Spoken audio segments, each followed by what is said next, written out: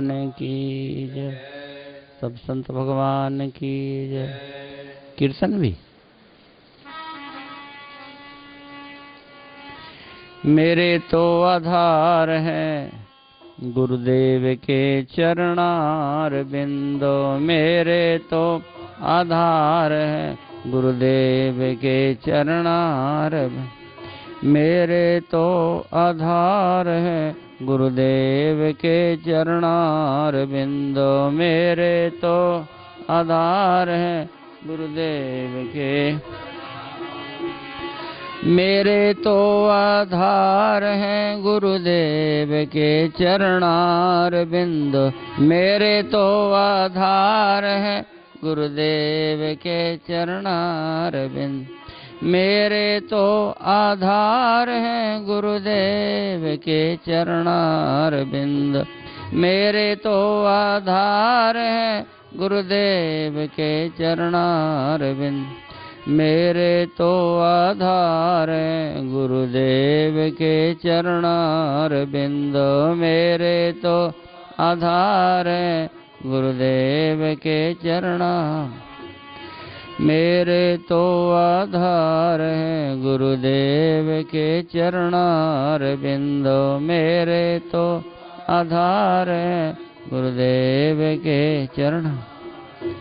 सद्गुरुदेव भगवान की जय, सब संत भगवान की जय, हनुमान जी महाराज की जय, सर्व संत वैष्णव भगवान की जय। जय जय श्री सीताराम। असित गिरि समम कज्जलम सिंधु पात्रे, सुरतरुवर शाखा लेखनी पत्र मुरवी, लिखत यदि गृहीत्वा शारदा सर्वकाले, तदपि तव गुणानामीश पारम न याति।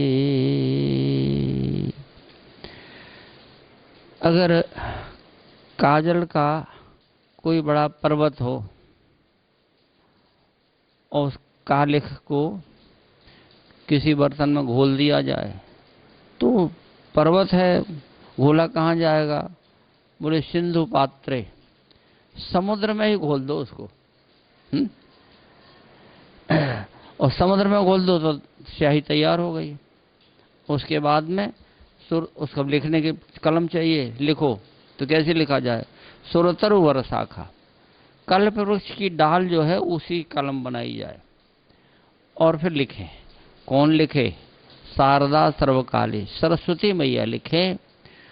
और उस महापुरुष के गुणों को लिखते लिखते लिखते सर्वकाली लिखें, दिन लिखें, रात लिखें, महीनों बरसों लिखती रहें, लिखती रहें।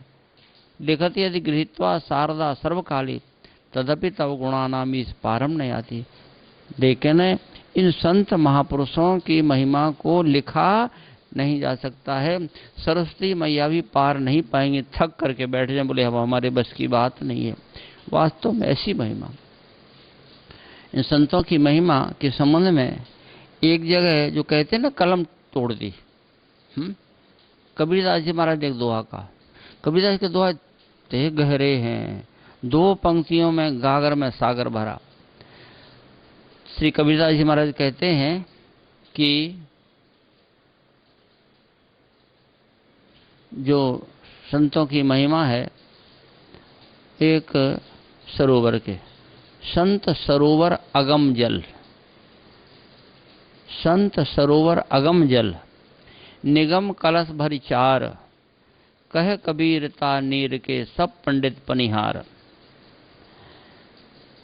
तो संत की महिमा एक सरोवर अगम जल, उसमें कितना पानी है कोई थाह नहीं है, थाह नहीं पा सकता कोई। तो उसमें से 4 कलश भर करके रख लिए, 4 घड़े। अरे 4 घड़े भरो, किसी सरोवर में से 40 घड़े भर लो, 1000 घड़े भर लो, वो में पानी कम होगा क्या? 4 कलश भर के रख लिए। ये 4 कलश क्या है? निगम, वेद। ये चारों वेद ही संत की महिमा के सरोवर में से भरे हुए 4 कलश हैं।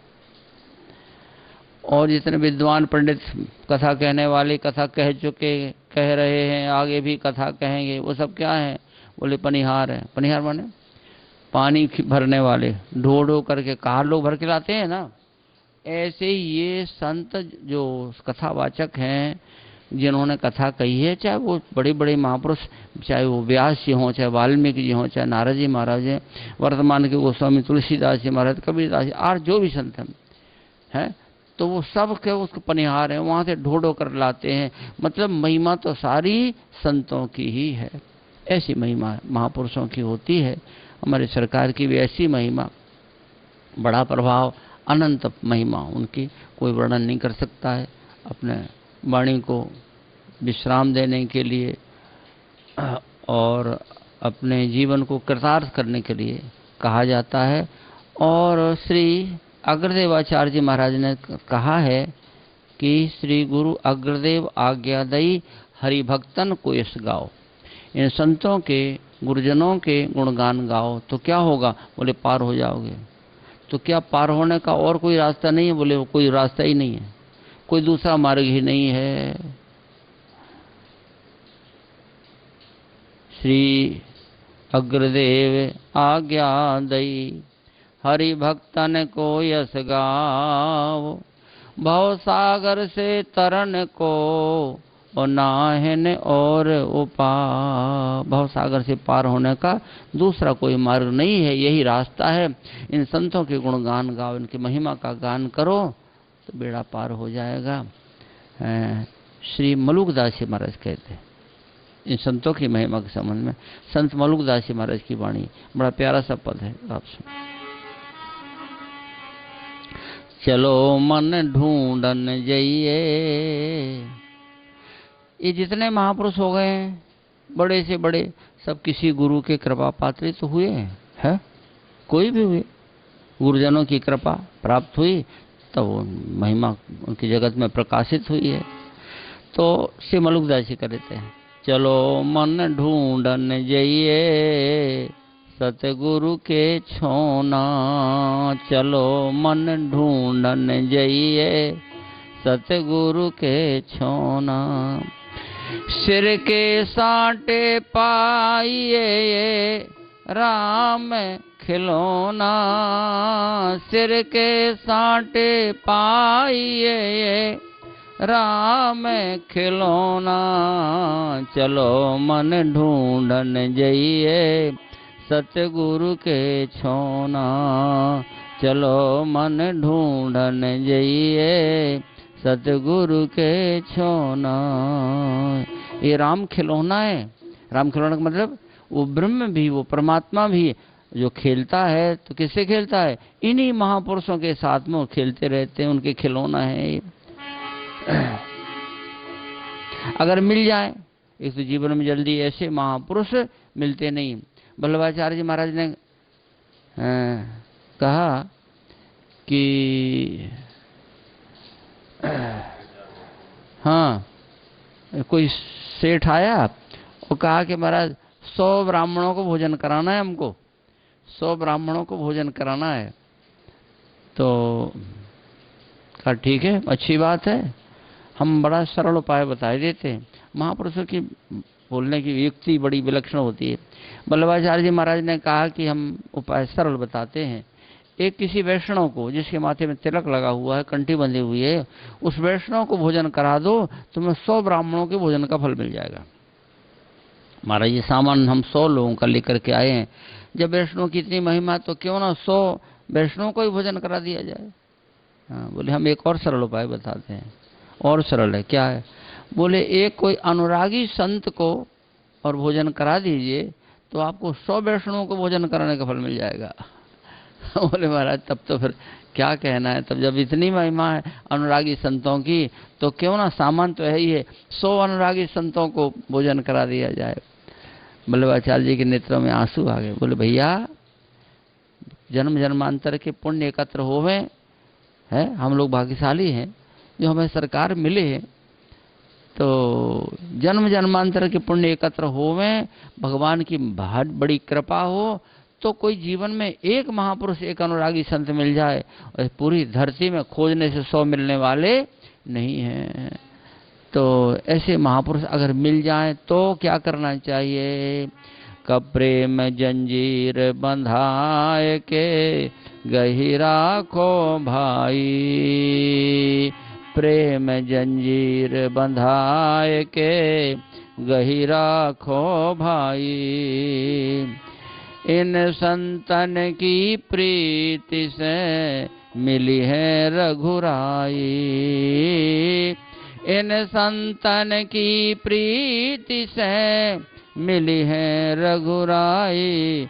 चलो मन ढूंढन जइए सतगुरु के छोना, चलो मन ढूंढन जइए सतगुरु के। कृष्ण कृष्ण नित रटत हैं सुचिते चित लागे, राम नाम नित रटत हैं सुचिते चित लागे। पाए परे नहीं पाप के सब ही दुख भागे, पाए परे नहीं पाप के सब ही दुख भागे। चलो मन ढूंढन जइए सतगुरु के छोना, चलो मन ढूंढन जइए सतगुरु के छोना।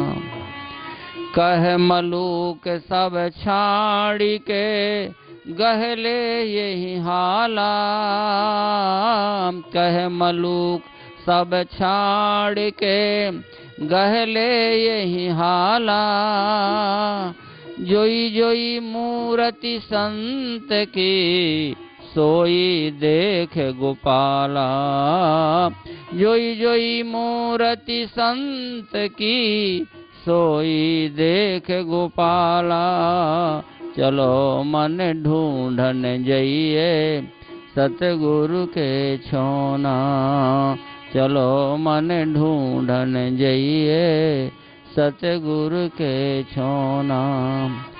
सिर के साटे पाइए राम खिलौना, चलो मन ढूंढन जइए सतगुरु के छोना। सरकार पौड़ी में निवास करते थे और खजूरी ताल विद्यालय में पढ़ाने जाते थे। पौड़ी का एक कोई कुर्मी था, तो कुर्मी बीमार पड़ गया। बीमार पड़ा ज़्यादा तो ठीक नहीं हो, तो उसने एक मनौती की कि हम ठीक हो जाएं तो हम देवी की मढ़िया बनवाएंगे, दुर्गा जी की मढ़िया बनवाएंगे। अभी मढ़िया नहीं बनी हुई है, ऐसी कहीं बैठी हैं, ऐसा उसने विचार किया, मनौती की और ठीक भी हो गया। ठीक हो गया तो स्वामी जी के पास आया कि हम ठीक हो गए हैं सरकार और मढ़िया बनवाना है, आप बताएं कहाँ बने, कैसी बने। कहा देखो जहाँ पहले देवी जी बैठी वो जगह साफ सुथरी नहीं है, अच्छी जगह नहीं है। खजूरी ताल में हनुमान जी का मंदिर है, हनुमान जी मढ़िया है, वो भी बहुत बड़ा मंदिर है, और बगल पास में ही वहाँ साफ सुथरी जगह है, जो लोग हनुमान जी का दर्शन करने आते हैं वो देवी जी का भी दर्शन करेंगे, वही बनवा दो बांध के ऊपर में खजूरी ताल। अच्छी बात, ठीक है। सीधा सरल व्यक्ति था, जैसा कहा मान लिया और गया वहाँ पर बनवाने के विधान बना, सब नींव खोदने लगी, काम हुआ। अब वो जो जहाँ पहले देवी जी बैठी थी वहाँ कोई पंडायन कोई थे, कोल जाति के, नीच जाति के थे, तो वो अपना देवी को मानते करते थे, तो पूजते थे। वो अपना देवी भर आती थी, उनको आते ना तो कहते, कहीं अभुआना कहते, कभी कुछ कहते हैं, तो ऐसे उनको आवेश आ जाता है दुर्गा जी का, वो नाचने कूद उछलने लगते हैं और फिर वो देवी बोलती है उनके मुंह से। तो ऐसे ही कोई थे, तो वो भक्ति भावना तो कम थी उनमें, खाने पुजाने का धंधा था।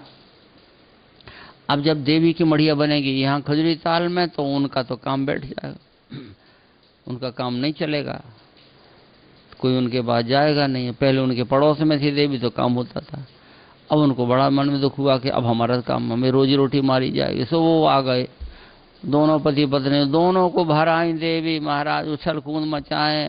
अरे हनुमान जी के पास मेरी मढ़िया मत बनवाओ, मैं जरी जात हूँ, मैं जरी जात हूँ। अरे मोह पहली वाली जगह में रखो, नहीं तो मैं सर्वनाश कर दूंगी। अब मार उछल कूद मचाई। लोगों ने कहा पंडित जी काहे को झमेले में पड़ गए, देवी जहाँ बैठी थी वहीं बैठाओ, हैं ये चक्कर मत पड़ो।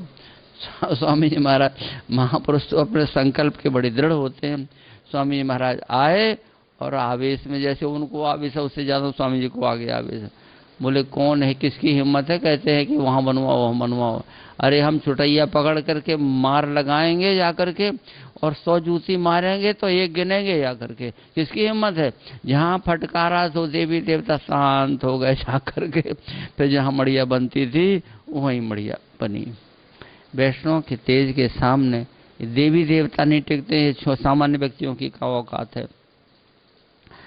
महापुरुषों में, भगवान के भजन करने वालों में इतना तेज होता है, उनके भजन से भगवान डरते हैं, दूसरों की गिनती क्या है। श्री विश्वामित्र समझ में आया है कि भजन प्रभाव दिखावत सोई है, जासु त्रास डर कहाँ डर होई। परमात्मा है इतना महान है कि वो डर भी उनके मारे डरे, लेकिन भजन करने वालों से भगवान भी डरते हैं। जासु त्रास डर कहाँ डर होई, और भजन प्रभाव दिखावत सोई। एक कथा आती है श्री गोस्वामी तुलसीदास जी के गुरुदेव की। श्री स्वामी नरहरियानंद जी महाराज बाल ब्रह्मचारी थे। काशी स्वामी जी ने आदेश किया तुम तीर्थ यात्रा में निकल जाओ, तो चले वहाँ से, तो प्रयाग आ गए और प्रयाग में कथा सुनाई लोगों को। वो सब टूट पड़े, महाराज अब चतुर्मास लग रहा है, कहीं नहीं जाना है, आप यहीं कथा सुनाइए। पास में देवी जी का मंदिर, वो न वहीं कुटिया बनवा दी, झोपड़ी उपड़ी बनवा दी, और महाराज जी वहीं कथा कहने लगे। रोज कथा हो, बड़ी भीड़ जुटे।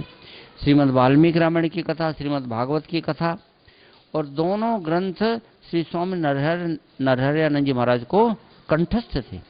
दोनों ग्रंथ कंठस्थ थे हैं। उनके संबंध में भक्तमाल में आया है, रघुवर यदुवर गाय विमल कीरत संशोधन, दोनों के गुणगान गाए। हाँ, राम जी के भी भागवत की कथा कही और राम जी की। तब हमारे ऐसे वैष्णव धर्म में खास करके जो रामानंदी वैष्णव है, जरा भी कहीं इसमें और कुछ नहीं, जो राम है वो कृष्ण है, जो कृष्ण वो राम है। अरे आज तो हम कल से एक बात सुनने को आई, अपने अयोध्या जी की बात है।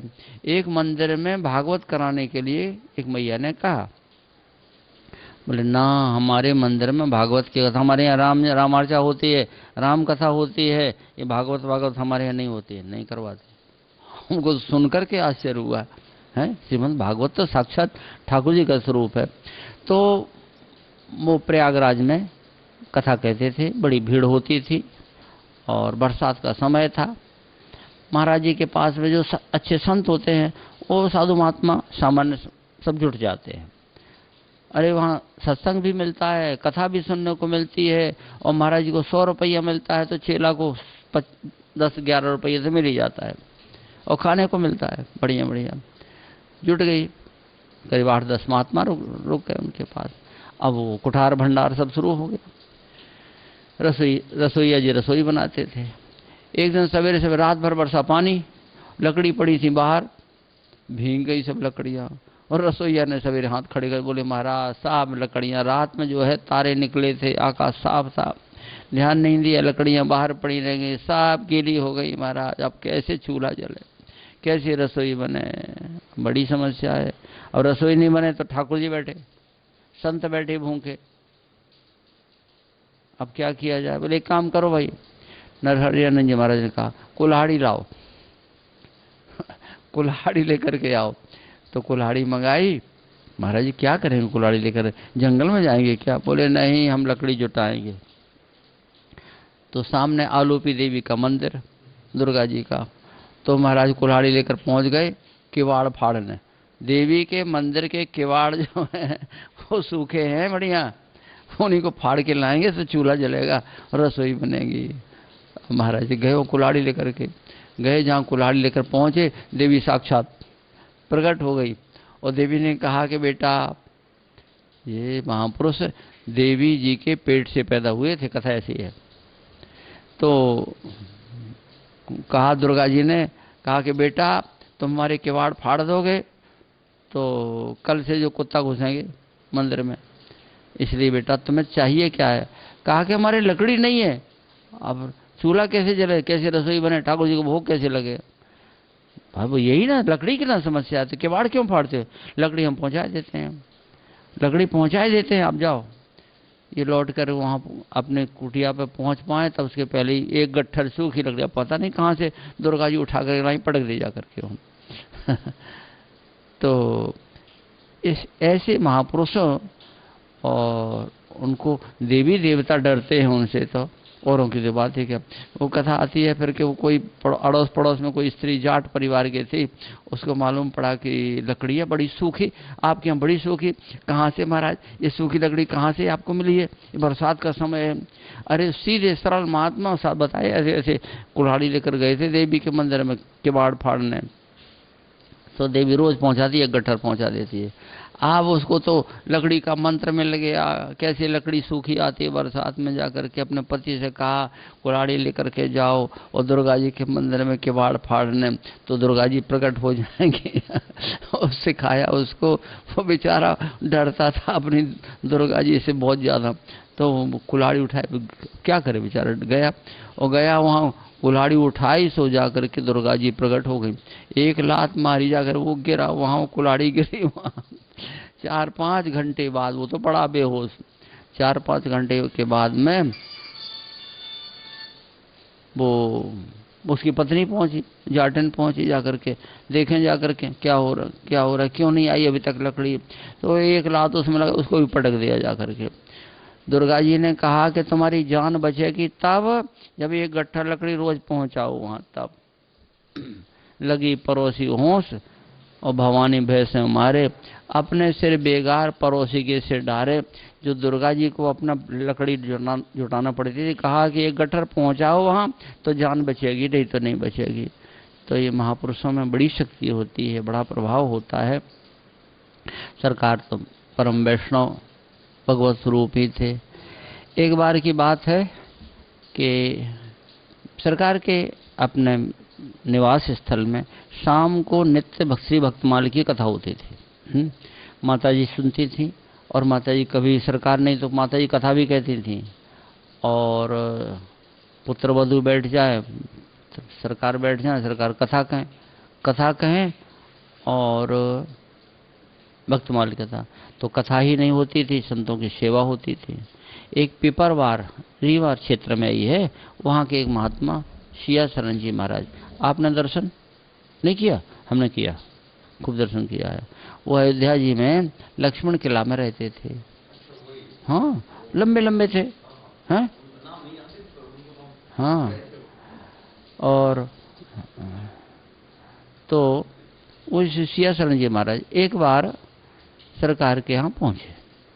माता जी ने स्वागत किया, चरण धोए, पूजन किया, और रात में ब्यारू बननी थी, सो माता जी ने रोटी बना दी, रोटी साग दाल जो भी बना दी। और रोटी बनाई तो वो हाथों से पो करके रोटी बनाई।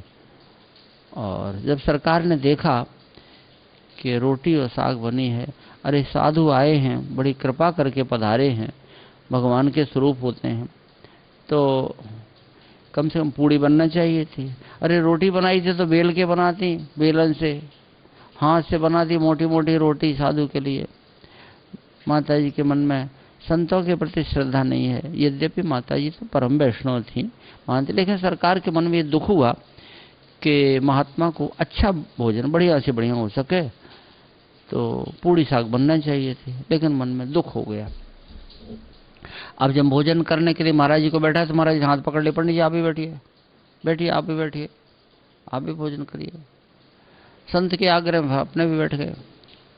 बैठे तो अब भगवान की ऐसी लीला, सरकार के मन में जो दुख हुआ, किशोरी जी ने लीला कर दी। क्या लीला की कि वो संत भगवान को जो रोटी परोसी गई तो उनको हो गई वो पूड़ी, और स्वामी जी महाराज की थाली में रोटी। सियासरण जी महाराज ने देखा कि इनको रोटी है और हमको पूड़ी है, तो हो सकता है घर में घी की व्यवस्था नहीं होगी, भाई तो जो साधु आए हैं उनके लिए पूड़ी बना दो, ऐसे अपने घर के बालक हैं तो इनके लिए रोटी बना दी। तो उन्होंने अपनी थाली में से एक या दो पूड़ी ली और स्वामी जी महाराज के थाली में परोस दे दी जा करके। उन्होंने पूड़ी दी और स्वामी जी महाराज के थाली में ऐसे हो गई रोटी। भोजन हुआ, उसके बाद में फिर चर्चा माता जी से कर बैठे कि आपको संतों में भाव नहीं है। अरे महात्मा आए कृपा करके, उनको पूड़ी होना चाहिए था, आप रोटी बनाइए। महात्मा जी ने कहा कैसी बात करते हैं, हमको तो पूड़ी है। पूड़ी परोसी माता जी ने, हम पूड़ी पाए हैं हम जाकर। हमने 2 पूड़ी आपको भी दी थी, हमको कहाँ पूड़ी दी आपने महाराज, 2 रोटी हमको दे दी। ऐसी लीला हुई। बाद में स्पष्ट समझ में आया कि बनी थी रोटी, लेकिन स्वामी महाराज के भाव के अनुरूप उनका कष्ट हो गया, दुख हो गया, तो किशोरी जी ने उस रोटी को पूड़ी ही बना दिया संत भगवान के लिए। तो महापुरुषों के मन में जो भावना होती है ठाकुर जी उसको पूरा करते हैं। भक्तमाल में कथा कुबा जी महाराज के यहाँ आती है। कुबा जी के यहाँ सीताराम जी पहुँच गए थे, ठाकुर जी उनके रसोई की व्यवस्था संभालते थे। एक साधुने के रूप में पहुँचे। एक बार संतों की जमात आ गई, 20-25 मूर्ति। अब कुबा जी ने कहा देखें रसोई अच्छी बने तो ठीक है, महात्मा आए हुए हैं। तो माता जी रसोई संभालती थी। श्री किशोरी जी एक साधुनी के रूप में पूछा, माता जी क्या रसोई बनी है कि नहीं बनी? बोले बन गई रसोई। क्या बना है? कहा खिचड़ी बनी। खिचड़ी बनी है। शाम के समय साधु महात्माओं के यहाँ ज़्यादातर खिचड़ी चलती, आसान, बनाने में आसान, पाने में आसान, ज़्यादा बर्तन भी नहीं लगते। खिचड़ी बनी। अरे खिचड़ी बनी है तो आपके मन में क्या था? अरे खीर बनती तो बढ़िया रहता, महात्मा लोग आए हुए, बड़े अच्छे संत आए हुए हैं। कहा कोई बात नहीं, हो जाएगी व्यवस्था।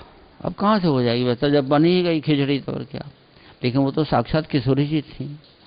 तो जब परोसने लगे तो बनी थी खिचड़ी और परोसे तो हो गई खीर हो गई, खीर परोसी गई। यहाँ तक कि परई कम पड़ गई है, परई ज़्यादा नहीं थी। मतलब 20 मूर्ति आए हुए हैं तो 10 ही परई थी, अब 10 की कमी पड़ गई तो परई नहीं है। बोले हम व्यवस्था करते हैं। तो किशोरी ने परई दे दी, 10 परई। और जो पहले से घर में रखी परई थी वो मिट्टी की थी, मिट्टी की बनती है। और किशोरी जी ने जो दी परई वो सोने की परई। अब सोने की परई देखी तो कुबा जी महाराज का दिमाग हिल गया। अरे ये कोई सामान्य साधुनी महिला नहीं है। जाकर के एकांत मिला तो चरणों में लिपट गए। बोले माता जी ये बताइए खिचड़ी बनी तो खीर कैसे हुई, और जो परई दी है वो सोने की परई कैसे हुई? तब साक्षात सीताराम जी ने प्रकट होकर उनको दर्शन दिए। कहा आपके मन में दुख हो गया था तो हमने उसको ऐसा कर दिया है। 13 महीने तक सीताराम जी महाराज श्री कुबा जी महाराज के यहाँ रसोई संभाले हैं। ऐसी महिमा संतों की, संत सेवा की महिमा है। सरकार के लिए रोटी से पूड़ी कर दी गई। श्री सद्गुरुदेव भगवान की जय हो। सब संत